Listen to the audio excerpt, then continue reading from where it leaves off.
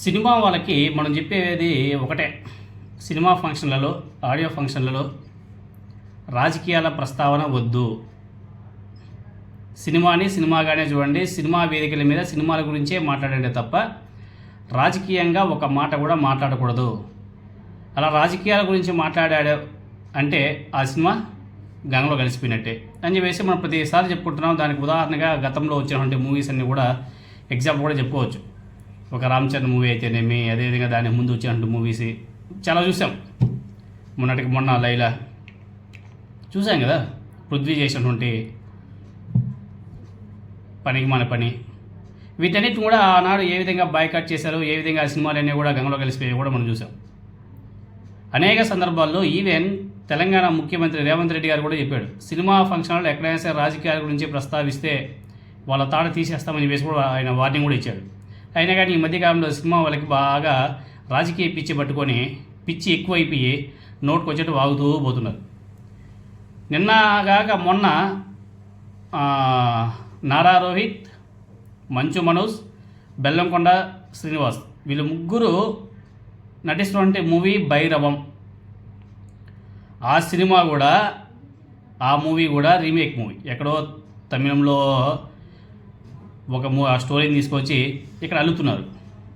అది కూడా remake movie. ఎవరైతే ఆ డైరెక్టర్ ఉన్నాడో వాళ్ళకి సొంతంగా క్రియేట్ చేసే క్యాపబిలిటీ లేదు, స్టోరీలు రాసే క్యాపబిలిటీ లేదు.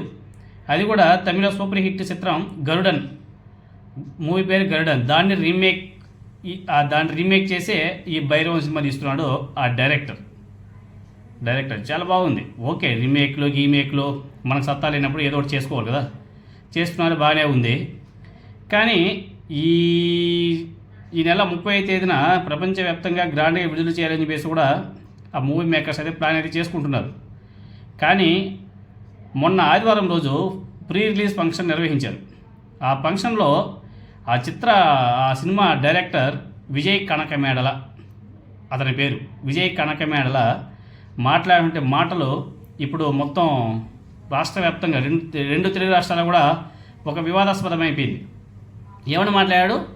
ధర్మం కాపాడడానికి సంవత్సరం క్రితం ఏపీకి ఒక వ్యక్తి ఎలా వచ్చాడు, అలాగే మా సినిమాలో కూడా ధర్మాన్ని కాపాడడానికి కాలభైరవుడు వస్తాడు అని చెప్పేసి పరోక్షంగా పవన్ కళ్యాణ్ ఉద్దేశించి మాట్లాడాడు ఈ డైరెక్టర్ ఆయన కనకమేడల, విజయ్ కనకమేడల. దీని మీద గత 2 రోజుల నుంచి అటు ట్విట్టర్లోనూ, ఇటు ఫేస్బుక్లోనూ, సోషల్ మీడియాలో బాయ్కాట్ భైరవం బీభత్సంగా అప్పుడే వెలిసిపోయాయి. యాక్చువల్గా ఇంకా ఎక్కువ వచ్చేటివి. కానీ గత 2 రోజుల నుంచి ఆంధ్రప్రదేశ్లో కొన్ని ఉప ఎన్నికలు జరుగుతున్నాయి. ఆ ఉప ఎన్నికల కారణంగా వీటి మీద ఎక్కువగా కాన్సన్ట్రేషన్ చేయలేకపోతున్నారు. ఆ ఎన్నికలు ఈరోజు రేపు అయిపోతాయి, అర్థమైందా? తర్వాత నుంచి ఆ బాయ్కాట్ మూవీకి సంబంధించి బాయ్కాట్ బాగా సోషల్ మీడియాలో వైరల్ చేయడానికి కూడా సిద్ధంగా ఉన్నట్టుగా కనిపిస్తుంది. ఎందుకంటే ఇప్పుడిప్పుడే కొన్ని ట్వీట్లు ఫేస్బుక్లో బాగా వస్తున్నాయి. బాయ్కాట్ భైరవం అనేసి గట్టిగానే వస్తున్నాయి. ఎందుకంటే వైఎస్ఆర్ కాంగ్రెస్ పార్టీ పాలన మీద విమర్శ చేయడం కరెక్ట్ కాదని చెప్పేసి YSR Congress party social media కూడా విరుచుకుపడుతుంది. వాళ్ళు బాయ్కాట్ భైరవం అని చెప్పేసి పోస్ట్ కూడా ఆల్రెడీ స్టార్ట్ చేశారు. చాలా ఏళ్ళ తర్వాత మంచు మనోజ్ హీరోగా వస్తున్నాడు పాపం. ఇప్పుడు ఆయన ఫ్యాన్స్ తట్టుకోలేకపోతున్నారు. లేక చాలా రోజుల తర్వాత వచ్చాడు. అనేక ఇబ్బందులకు గురయ్యి ఫ్యామిలీ ఇష్యూస్, అవి పెళ్ళి, ఇంకా ఎన్నో తన పర్సనల్ ఇష్యూస్ చాలా ఉన్నాయి. చాలా సంవత్సరాల తర్వాత లేక ఒక మూవీ తీస్తున్నాడు. ఆ మూవీ కూడా ఇప్పుడు ఈ బాయ్కాట్కి గురవుతుంటే పాపం ఆ మంచు మనోజ్ ఫ్యాన్స్ కూడా తట్టుకోలేకపోతున్నారు.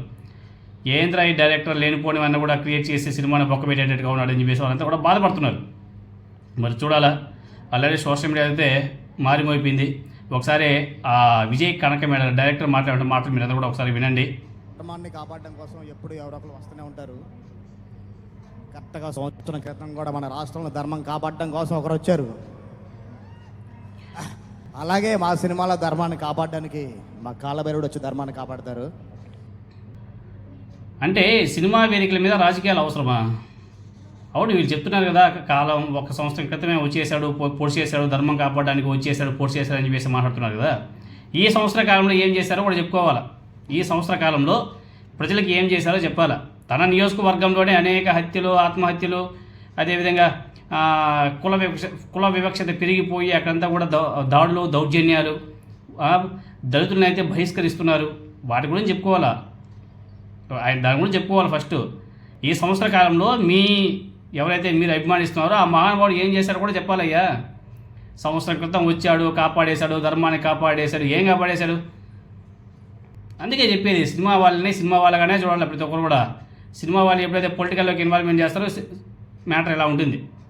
కాబట్టి మొత్తానికైతే ఈ సినిమాని పూనా పంపించేదాకా వైసీపీ వాళ్ళు నిద్రపోయేటట్టుగా కనిపించలేదు. మేబీ ఈరోజు రేపు చెప్పా కదా, ఈరోజు రేపు దాని గురించి వ్యవహారం కొంచెం స్పీడప్ చేస్తారు. ఈ సినిమాకి అయితే పెద్ద బొక్క పడేటట్టుగానే కనిపిస్తుంది. నారా రోహిత్, మంచు మనోజ్, పాపం అయ్యా మీరు మీ డైరెక్టర్ మాట్లాడే పనికి మన మాటల వల్ల మీరు బలైపోతున్నారు. ఎవరో మహానుభావుడు ప్రొడ్యూసర్ గోయిందా.